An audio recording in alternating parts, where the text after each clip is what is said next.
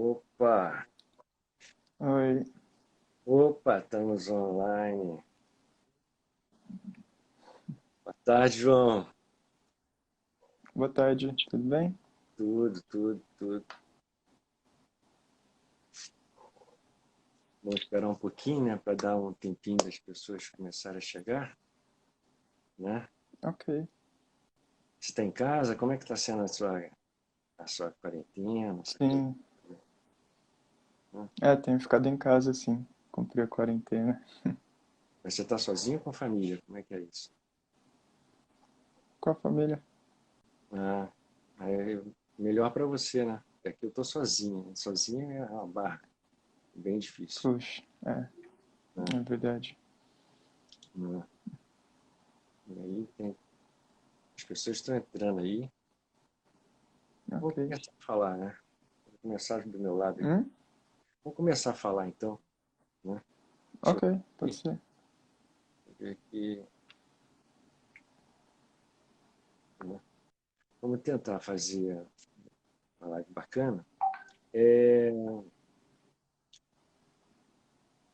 eu, no início do ano, eu virei o ano pensando, assim, longe de saber que iria acontecer essa, esse desastre, né, dessa pandemia, eu pensei assim, o que que eu vou trabalhar esse ano do ponto de vista ambiental? Né? Porque, independentemente de eu ser dramaturgo, diretor, trabalhar com cinema, com teatro, com música, eu sou ativista ambiental, um dos líderes aqui no Brasil da Climate Reality. E então, e tudo que a gente faz na vida tem que ter projeto, né? Então não adianta fazer assim, né? Então, no início do ano eu pensei assim, o que eu vou fazer esse ano, né? Então, duas questões ficaram importantes para mim, né? A, a primeira questão é que tudo que eu faço, né? Obviamente, tudo que eu faço em função de meio ambiente acaba sendo na área que eu trabalho, que é com dramaturgia, que é com audiovisual, né? E eu observei o seguinte, apesar de já ter feito muitos documentários científicos e ambientais, etc., ah, acontece um problema que é as pessoas que assistem são as pessoas que já conhecem o tema, já sabem do tema, já sabem dos problemas, né? Então,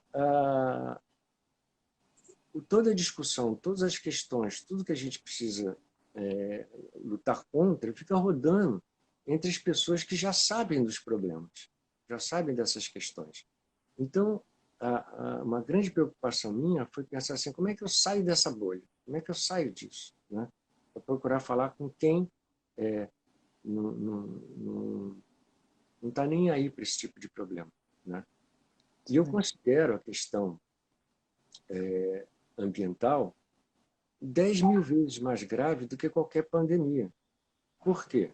Por quê, João? Porque uma pandemia a gente cura. É problemática, morre gente, é uma tragédia, mas a gente cura porque a gente tem ciência e tecnologia para isso. Inclusive, ontem saiu que um laboratório lá de Oxford está com uma vacina que está na última fase de ser aprovada. O Trump até fez uma besteira, eu acho que foi uma besteira. Ele encomendou 300 milhões de doses de uma vacina que não sabe ainda se vai passar pela última fase. Mas, enfim, é uma realidade. Nós temos condição de resolver uma pandemia.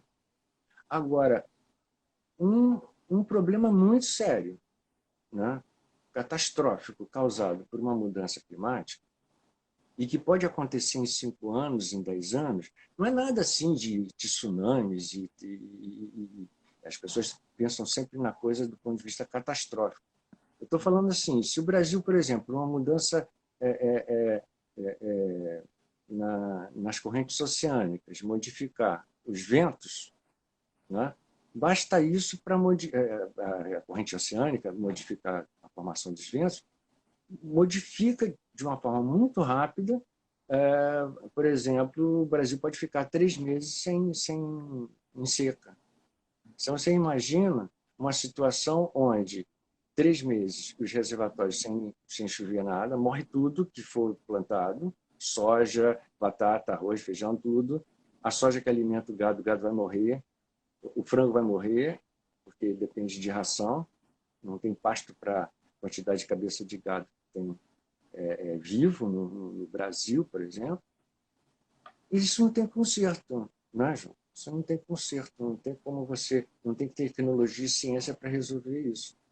Então, eu fiz um post até no meu Instagram, escrevendo mais ou menos assim, que enquanto uma pandemia é uma formiguinha, uma questão séria ambiental é um King Kong, é um Godzilla, entendeu? Uhum. Né?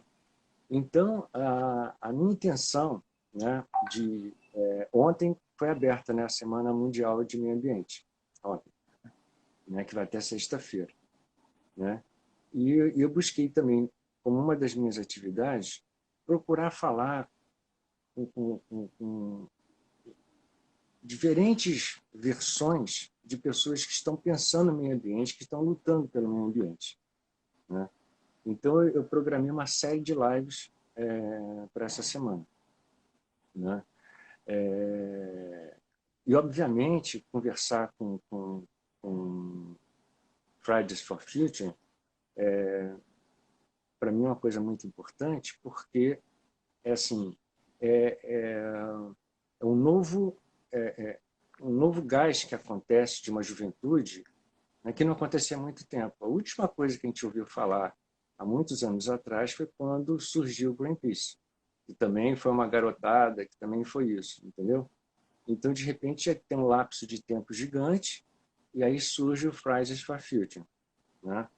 Então, a primeira coisa que seria legal, né, de a gente procurar conversar, é você explicar um pouco, né, para mim, para quem estiver nos ouvindo, né, como é que surgiu o Fridays for Future e o primeiro grande objetivo do Fridays for Future. Bom, boa tarde. O Fridays for Future, no geral, o internacional, ele surgiu a partir das greves que a Greta Thunberg fazia na frente do parlamento sueco, porque ela se deu conta de que a gente estava à beira do colapso por causa de uma crise climática e ninguém estava se dando conta disso, então a gente precisava agir. E o que ela pedia a princípio era que o governo sueco cumprisse com o Acordo de Paris. E, como ela mesma diz, depois de um tempo isso tomou proporções mundiais, que ela nem sabe como. E agora em todos os países, os jovens e adultos também se mobilizam por questões ambientais e climáticas para poder não reverter, mas diminuir as consequências da crise climática. Sim, e é impressionante como foi um movimento que cresceu muito rápido, né, do ponto de vista, né, a mídia ajudou a impulsionar muito, né? Mas hoje, quantas representações mundiais tem o Fridays for Future? Você diz de por Porque aqui no país? Brasil, eu sei que eu vi mais ou menos, tem vários países, são muitos, são dezenas já de países que tem o Fridays for Sim, eu não sei o número exato de países onde tem o movimento, mas com garantia a maioria dos países europeus, Estados Unidos também, aqui na América do Sul, na América Latina a gente tem o Brasil, o México e alguns outros países também. E o movimento é bem focado em mitigar, né, as questões de emissões de CO2 e gases de efeito estufa. que é o grande foco de tudo, né? O grande problema de tudo é exatamente as emissões de gases provenientes de combustível fóssil. No caso, o CO2, né? Eles têm o metano também, mas o metano já vem por outros canais, né? Sim. Mas o CO2 é o mais Uhum. importante. E como é que funciona? Né? Conta para a gente como é que funciona essa a parte mesmo de organização, para as coisas funcionarem.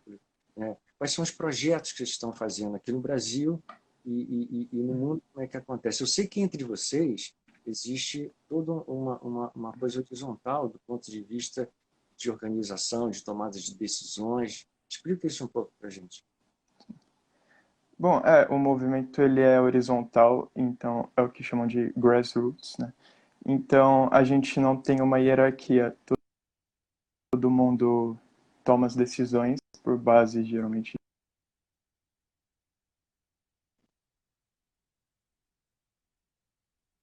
de votação. E a gente a fazerem parte do movimento também. E é uma coisa super fácil, se alguém quiser fazer parte e tudo mais, é só mandar para o Fridays for Future do seu país e eles já vão te encaminhar para os grupos e você pode começar a participar dos projetos. Atualmente, a gente tem vários projetos, eles dependem, são internacionais ou nacionais, ou até mesmo locais.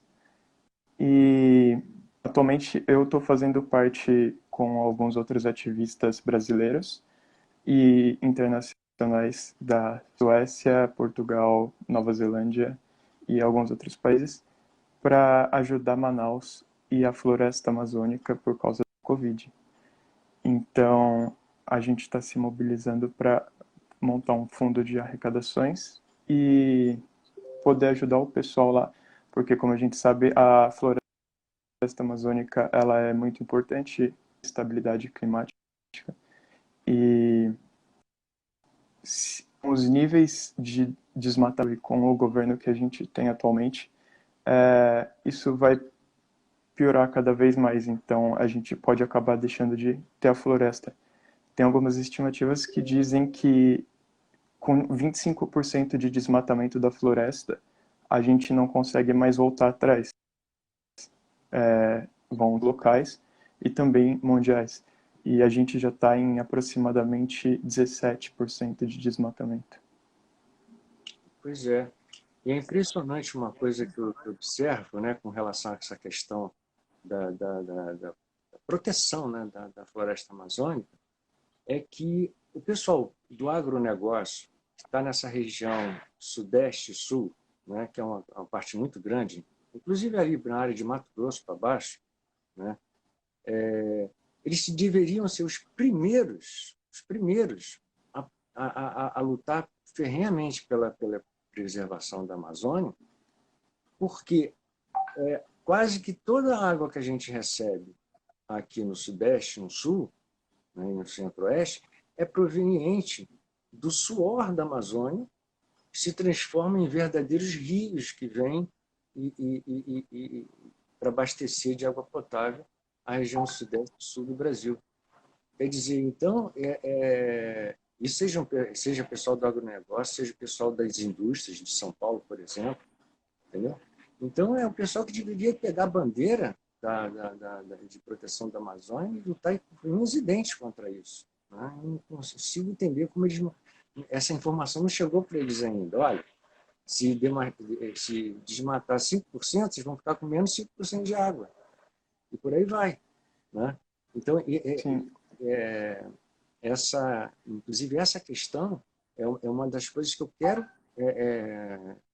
transformar como objeto de luta para levar para essa galera, principalmente para os industriais daqui do Sudeste e Sul do Brasil, para mostrar para eles, olha, vocês vão ficar sem água, vocês não vão ter mais seu negócio, porque estão desmatando a Amazônia, que a gente tem um governo que permite esse tipo de coisa. Né? Já tinha acontecido, já teve aquela queimada séria da Amazônia, né? Que foi motivo do mundo inteiro se rebelar, exatamente porque existe essa postura do governo de vai lá, invade, vai, faz. Sim, Né? sim. O nosso presidente é um cara que fazia garimpo em área de reserva ambiental, então você quer o quê? O que você espera de uma situação dessa? Entendeu? Aí a gente tem aquela reunião ministerial que o vídeo é aberto, do ministro do Meio Ambiente, falando aquela sandice. Vamos aproveitar que está todo mundo olhando para uma pandemia e passar uma boiada de coisas que o pessoal ia encrencar. Né? Quer dizer, você Sim, proteger. isso foi inadmissível.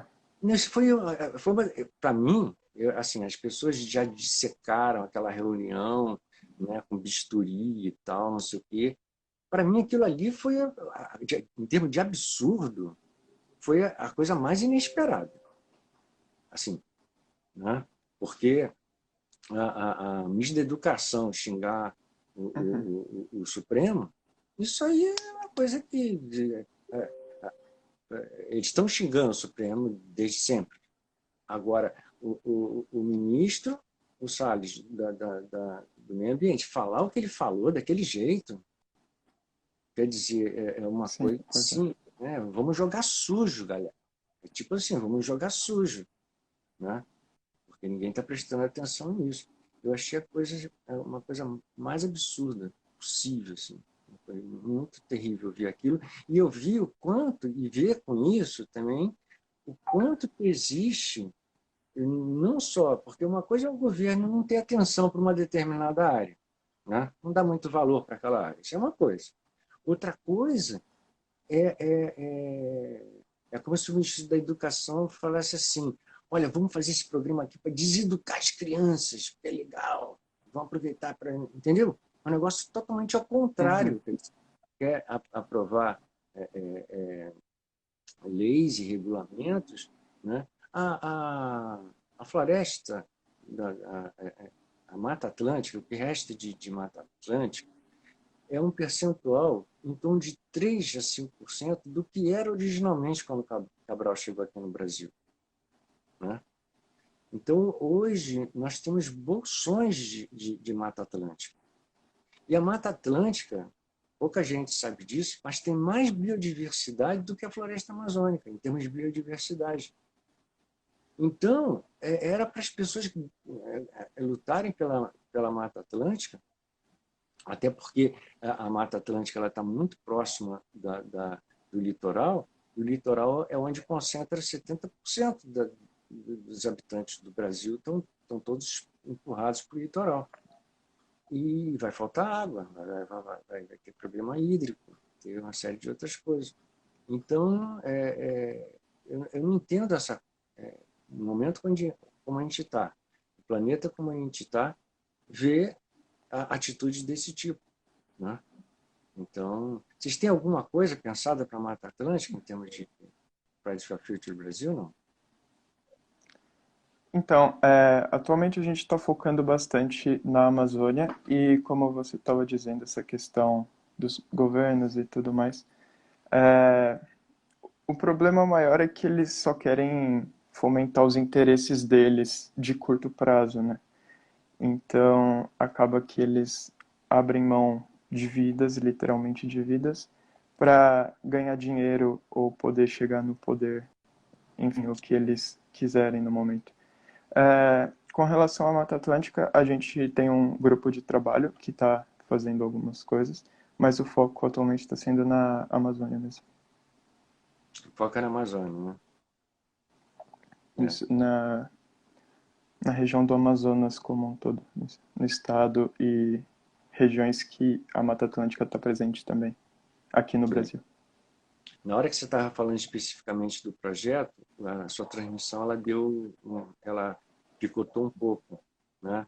Você principalmente na hora que você falou de Manaus, alguma coisa relativa à pandemia, alguma coisa assim, não é isso? Isso. Ah, mas você pode até falar mais um É, pouquinho de novo, porque na hora falhou, você vai ver depois na gravação que falhou. uhum. A gente está fazendo um projeto agora com ativistas do Brasil e do mundo para ajudar Manaus e regiões próximas que envolvem terras que estão sendo ameaçadas pelo governo, tanto no geral, de é, populações, povos tradicionais que já habitavam lá e o governo quer tirar eles. E agora, com o Covid e o nosso ministro do Meio Ambiente, está bem complicada a situação, muita gente está morrendo. A gente tem feito reuniões quase todos os dias para falar sobre isso com o pessoal de Manaus, com o pessoal do resto do mundo.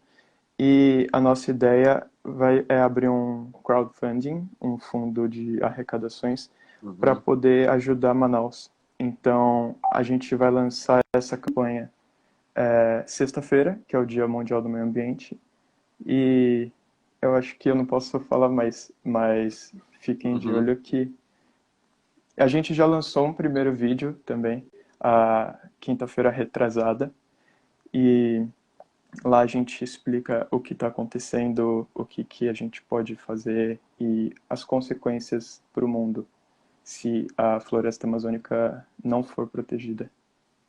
Maravilha, maravilha. É, esse nosso papo vai ficar gravado, né, no IGTV, né? Então, é muito legal, assim, a gente meio que vai finalizar, né, nosso papo, está dando quase 20 minutos aqui da nossa live. Uhum. Você, então, basicamente dá uma explicação de como as pessoas, você começou a falar isso lá atrás, como as pessoas podem fazer parte do Fridays for Future, né? Explica, muita gente pergunta por que Fridays, né? Isso é muito engraçado, por que Fridays? É que foi na sexta-feira que a Greta decidiu que ela iria fazer greve da escola. Então, toda sexta-feira, toda semana até hoje, ela faz greve da escola. Agora não mais na frente do parlamento por causa da pandemia, ela tem feito em casa. E é isso, Não é isso, né? na Então, sexta-feira. é, você explicar mais uma vez, ainda mais para a gente, quem está chegando, e quem for assistir a live depois, né? Como é que as pessoas podem fazer para fazer parte do Fridays for Future, né? Uhum. E eu também queria convidar as pessoas, porque eu lancei um filme, que é uma série de filmes que eu vou fazer em função das mudanças climáticas e do aquecimento do planeta. Convidar também todo mundo para assistir também esse trabalho no YouTube. Então, eu quero agradecer você por essa live, né? E queria que você Obrigado. finalizasse explicando, então, como é que as pessoas podem fazer parte do Fridays for Future. Tá. É bem fácil, vocês podem mandar mensagem pra gente aqui no direct do Instagram mesmo. A gente vai responder em 2 dias no máximo. Geralmente menos, mas no máximo 2 dias. E aí você vê, aqui no caso esse do Brasil, mas se você morar em outro país, você pode mandar mensagem para o Fridays for Future do seu país. E eles vão te direcionar para grupos de trabalho ou grupos gerais do Fridays. E você é livre para escolher se você quer só fazer greve, se você quer colaborar de outras formas também. E quem tiver interesse é só mandar mensagem aqui pra gente que a gente dá um jeito. E eu queria mencionar também que hoje, terça-feira, o Friday está apoiando o Blackout Tuesday e a hashtag do momento. E vamos ficar de olho aí para mudar essas coisas, o sistema e o governo no geral. Nós temos que mudar muita coisa, muita coisa. E está bem difícil, viu? Está bem difícil, está bem complicado, né? Porque a gente está com um governo que está buscando uma ditadura, no momento que o planeta inteiro foge de ditaduras, né? Então, ele querer atrasar o Brasil em 50 anos, né? Se fizer uma coisa desse tipo. Mas, enfim, muito obrigado pela sua Sim, participação. são coisas que as Oi? pessoas já têm noção, coisas que as pessoas já têm noção, mas elas preferem ignorar porque os interesses de curto prazo delas, e com pessoas eu digo governos e indústrias no geral, é, os interesses de curto prazo delas são mais interessantes para elas do que as vidas das pessoas. Então, Exatamente. é bem É, difícil. e no tipo de luta que eu faço, né, que é tentar informar as pessoas, tentar cutucar, né, para sorte de problemas ambientais do planeta, do aquecimento, dessa coisa toda, né, eu vejo que a dificuldade que eu tenho para frente, nós temos para frente, é gigante. Por quê?